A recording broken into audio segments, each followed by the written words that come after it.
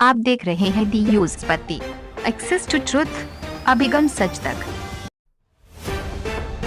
वित्त मंत्री निर्मला सीतारमण ने 20 लाख करोड़ रुपए के पैकेज से जुड़ी तीसरी किस्त को लेकर आज कई घोषणाएं की। निर्मला सीतारमण पिछले 2 दिनों से लगातार 20 लाख करोड़ रुपए के पैकेज से जुड़ी 2 किस्तें मीडिया के साथ साझा कर चुकी हैं।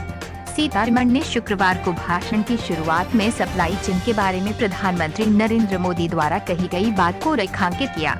जानिए उनके स्पीच की बड़ी बातें। फसलों की बुआई के लिए सरकार कानूनी ढांचे के जरिए मदद करेगी। वित्त मंत्री ने कहा कि किसानों के पास फसलों की बुआई के समय उचित दाम के आकलन को लेकर कोई व्यवस्था नहीं है। इसके लिए सरकार कानूनी ढांचे के जरिए मदद करेगी। जोखिम रहित खेती एवं गुणवत्ता एवं मानकीकरण की बात इस फ्रेमवर्क में की जाएगी। इससे किसानों के उत्पीड़न को रोका जाएगा। वित्त मंत्री के मुताबिक कृषि क्षेत्र में लाइसेंसों का वितरण सीमित नहीं रहे, इसके लिए केंद्रीय कानून में सुधार होगा। इससे एग्रीकल्चर मार्केटिंग में सुधार होगा। किसानों को बेहतर दाम मिलेगा और वे अच्छा अंतर्राज्यीय व्यापार कर पाएंगे।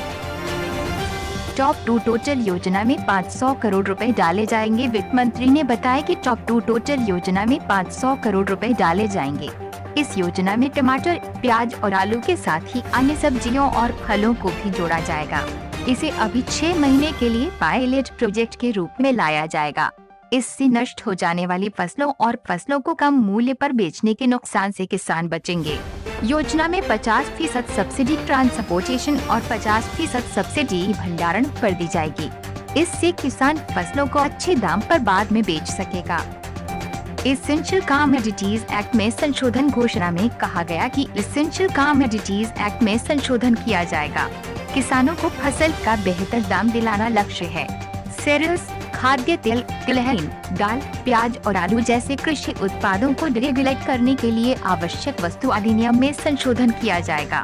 अधिनियम में संशोधन के बाद इन वस्तुओं के लिए कोई स्टॉक लिमिट नहीं होगी।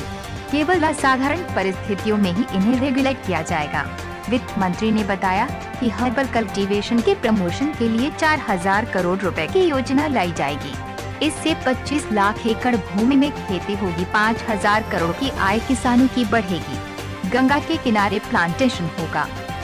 मधुमक्खी पालन के लिए 500 करोड़ रुपए का फंड। मधुमक्खी पालन के लिए 500 करोड़ रुपए का फंड बनाया जाएगा।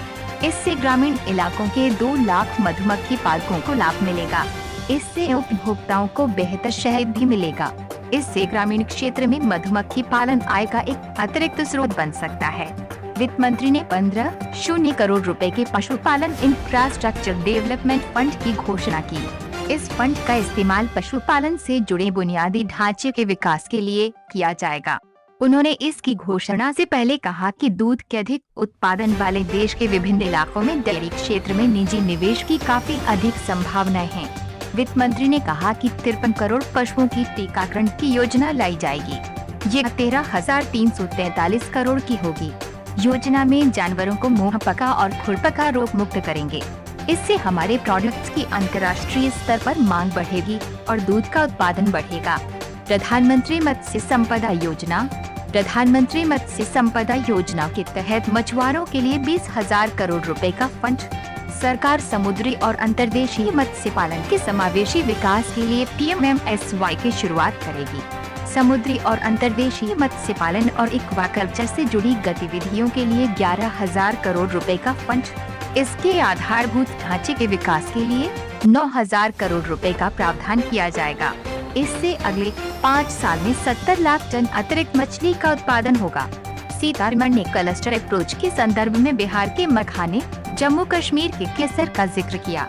2 लाख माइक्रोफूड इंटरप्राइजेज के फायदे के लिए 10,000 करोड़ रुपए की विशेष योजना। इस योजना का लक्ष्य स्थानीय कृषि उत्पादों को अंतर्राष्ट्रीय स्तर का बनाने का है। ये PM के वोकल फॉर लोकल के आह्वान से जुड़ा है। इसमें क्लस्टर आधारित अप्रोच अपनाया जाएगा। इसमें महिलाओं, SC, ST पर विशेष ध्यान दिया जाएगा।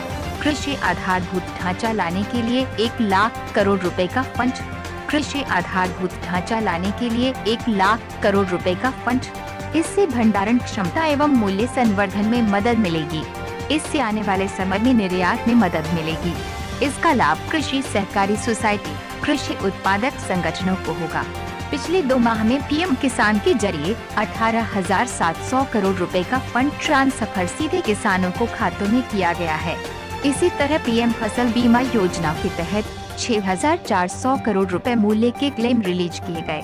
पिछले 2 माह में किसानों की मदद के लिए कुछ अतिरिक्त उपाय किए गए हैं।